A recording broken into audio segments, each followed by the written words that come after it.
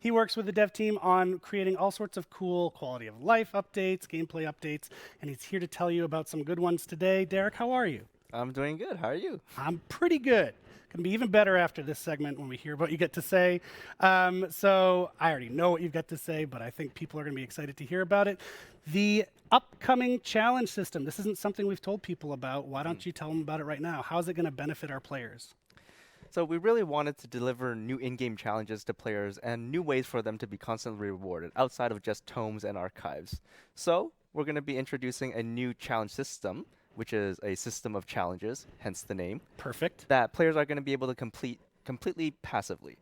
That means that players don't need to actively select the challenge that they want to complete, and they can complete multiple of them at the same time. Initially, we're going to start with daily challenges, weekly challenges, and event challenges, and later on, we want to expand those into other parts of the game as well. We think that this is going to be a great way for players to be constantly rewarded just for logging in and playing DBD, and it's going to be an amazing experience for everybody. I think that's a really great addition. I think people in the community are going to really appreciate just being rewarded for doing what they already do, not having to go out and seek it, but just it's happening in the background at all times. That's really great.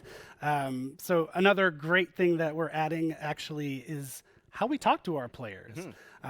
That's the main job of my team is talking and listening to our players. But we do it out in the world. We do it on social media. We do it on TikTok and Twitter and other places.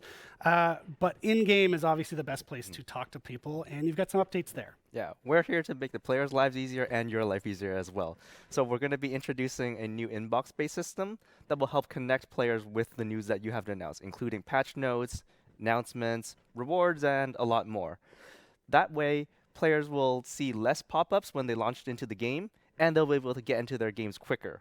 And overall, the players will be able to stay connected with the world of DVD and the news that you have to announce. Yeah, and it gives us new tools, right? Like being able to tell people the patch notes in detail is something we couldn't do before, and now we can.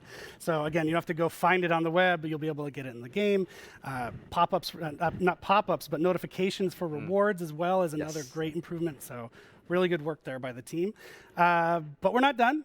Actually, this is something people are familiar with, the Finisher Mori system. We tested it out a while back in PTB, got a ton of great feedback from the community. The team took that feedback, went back to the shop to tinker with it, and we've got the final version to tell people about now. Right. I love Finisher Moris. I think they're a really amazing showcase for how deadly and gruesome our killers can be. But we also acknowledge that there was some room for improvement from the survivor's perspective. So like you said, we've taken the feedback, we've reiterated on it, and tried to land on what was the best player experience. So, in a coming update, Finisher Moris are going to become a baseline feature for all killers in the game. That means that killers are going to have access to the killer Finisher Moris by default, but they're only going to be able to use them on the last remaining survivor. That way, if the killer is able to successfully pull it off, we get an exciting conclusion to the match, and the survivors can feel that the game's ended in a fair way, and this match went smoothly, and it was a really exciting experience for everybody.